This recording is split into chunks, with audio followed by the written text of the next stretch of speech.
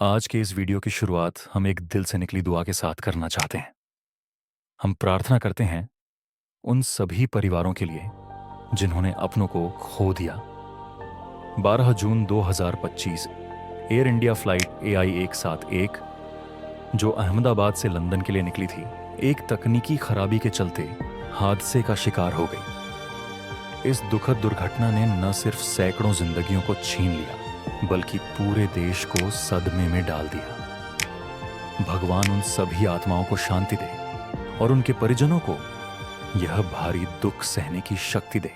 इस वीडियो में हम एयर इंडिया क्रैश पर चर्चा नहीं करने जा रहे हैं, क्योंकि ज्यादातर बातें अब सबको पता है।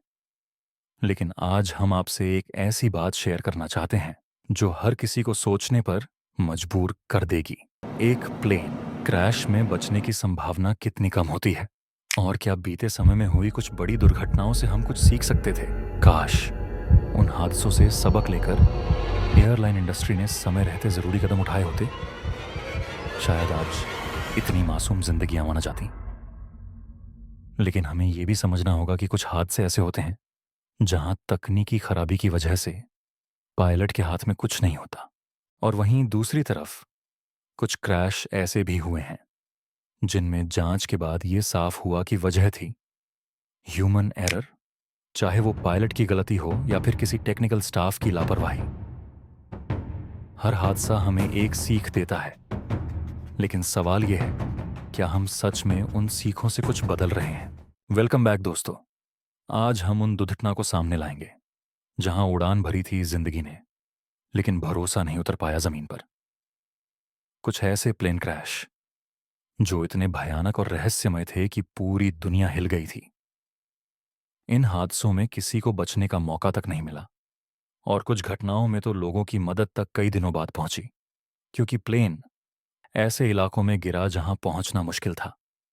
चलिए आज की जिंदगी और मौत के बीच झूलती हकीकत की ओर बढ़ते हैं और जानते हैं उन कहानियों को जिनका हर पल एक सस्पेंस थ्रिलर से कम नहीं था। चलिए आपके सामने रखते हैं पहला हादसा, जो हुआ था साल 1985 में। जापान एयरलाइंस फ्लाइट 123 का खौफनाक सच। 12 अगस्त 1985 जापान में शाम का वक्त हो रहा था। टोक्यो के हनेडा एयरपोर्ट से जापान एयरलाइंस फ्लाइट 123 एक बोइंग 747 SR ने ठीक 6:12 पर उड़ान भरी, जिसकी मंजिल थी ओसाका इटामी हवाई अड्डा। जिसे होना था एक आसान सफर, वो बन गया इतिहास का सबसे खौफनाक हवाई हादसा। शुरुआत के 12 मिनट तक सब कुछ सामान्य था, लेकिन ठीक 6:24 पर अचानक एक जोरदार धमाका हुआ। एक एक्सप्लोसिव डीकम्प्रेशन, यानी एयर प्रेशर के अचानक टूटने से पूरा विमान हिल गया। ये धमाका प्लेन के पिछले हिस्से में हुआ था, जहां का प्रेशर बल्क हेड फेल हो चुका था। आपकी जानकारी के लिए बता दें, प्रेशर बल्क हेड वो हिस्सा होता है जो प्लेन के केबिन में दबाव बनाए रखता है, ताकि हजारों फीट की ऊंचाई पर पैसेंजर्स आसानी से सांस ले सकें। लेकिन असली चौंकाने वाली बात यह थी कि यह तकनीकी खराबी आज की नहीं थी। ये तो 7 साल पुरानी एक गलत मरम्मत का नतीजा थी, जो अंदर ही अंदर एक टाइम बम की तरह छिपी बैठी थी। और फिर उस शाम, जब प्लेन आसमान में 24,000 फीट की ऊंचाई पर उड़ रहा था, पायलट के पास ना तो नियंत्रण बचा और ना ही कोई संपर्क साधने का माध्यम। करीब 30 मिनट तक प्लेन बेकाबू रहा। आखिरकार वो विशाल विमान एक पहाड़ी से टकरा गया। प्लेन में 524 लोग सवार थे, लेकिन इस भयानक हादसे में सिर्फ 4 लोग ही जिंदा बच सके। बाकी सब उस पहाड़ की चट्टानों और प्लेन के मलबे में समा गए। ये था दुनिया का सबसे घातक सिंगल एयरक्राफ्ट हादसा। अब सोचने वाली बात यह है, क्या इस हादसे को रोका जा सकता था? क्या ये तकनीकी खराबी आज नहीं तो कल सामने आनी ही थी? या फिर हमें फ्लाइट मेंटेनेंस सिस्टम को जिम्मेदार ठहराना चाहिए? आपका क्या मानना है? जरूर हमें कमेंट में बताएं, क्योंकि सवाल अभी भी वहीं खड़ा है। छोटी सी चूक या समय की चाल। अब तक हम मशीनों की गलतियों की बात कर रहे थे, लेकिन अब वक्त है उस कहानी का जहां मशीनें नहीं बल्कि इंसानों ने गलती की। मैं चाहूंगा कि इस बार आप जरूर कमेंट करें, क्योंकि हो सकता है आप किसी एक और नजरिए से देखें जो हम सबने मिस कर दिया। 31 मई 2009 की रात थी। एक आम सी अंतर्राष्ट्रीय उड़ान, लेकिन भाग्य में कुछ और ही लिखा जा चुका था। एयर फ्रांस फ्लाइट 447, एक विशाल एयरबस विमान ब्राजील के रियो डी जेनेरो से उड़ान भर चुका था। मंजिल थी पेरिस, फ्रांस। इस फ्लाइट में कुल 228 लोग सवार थे, 216 यात्री और 12 क्रू मेंबर्स। कोई भी अंदाजा नहीं लगा सकता था कि ये उड़ान उनके जीवन की आखिरी साबित होगी।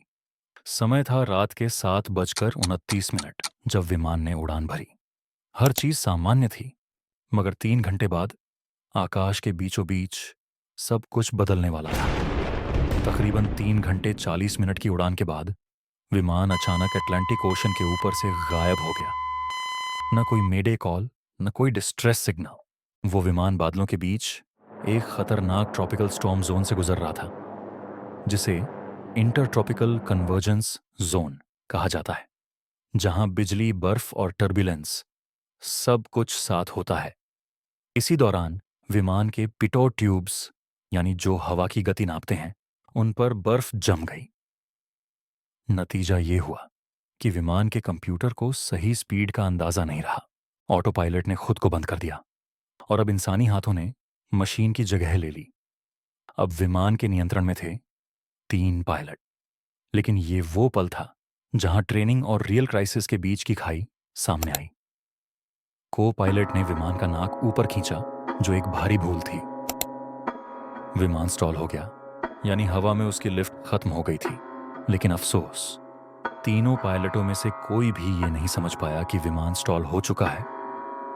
उल्टा, वो बार बार विमान को ऊपर खींचते रहे और विमान तेजी से नीचे गिरता गया। 3 मिनट 30 सेकंड तक विमान गिरता रहा और आखिर में जाकर वो समुंदर के बीचों बीच जाकर समा गया। पहला मलबा क्रैश के 5 दिन बाद, यानी 2 जून 2009 को मिला और पहली पैसेंजर बॉडी 9 दिन बाद जाकर मिली। पूरे 2 साल तक चलाया गया ये सर्च मिशन 5 बार समुद्र की गहराइयों में उतरकर जब आखिरकार 2011 में उस फ्लाइट का ब्लैक बॉक्स 12,000 फीट नीचे से निकाला गया, तब जाकर इस खामोश हादसे की सच्चाई सामने आने लगी। लेकिन उस सच्चाई से ज्यादा डरावना था वो आंकड़ा। 228 यात्रियों में से सिर्फ 51 शरीर ही समुद्र से वापस लाए जा सके। बाकी आज भी वहीं गहराइयों में दफन है। ये सिर्फ एक टेक्निकल प्रॉब्लम नहीं थी, ये ह्यूमन एरर, ट्रेनिंग फेलियर और ऑटोमेशन डिपेंडेंसी का खतरनाक कॉम्बिनेशन था। दोस्तों, हमने आज कुछ ऐसे हादसों की कहानी सुनी जो सिर्फ प्लेन क्रैश नहीं थे। ये वो कहानियां थीं जहां कुछ सेकंड की देरी, कुछ मामूली लापरवाही या कोई छोटी सी तकनीकी गलती ने सैकड़ों जिंदगियां खत्म कर दी। और इन हादसों के पीछे हमेशा यही सवाल छूट जाता है, क्या इसे टाला जा सकता था? तो इस वीडियो को शेयर कीजिए ताकि और लोग भी इन अनसुनी कहानियों से कुछ सीख सकें।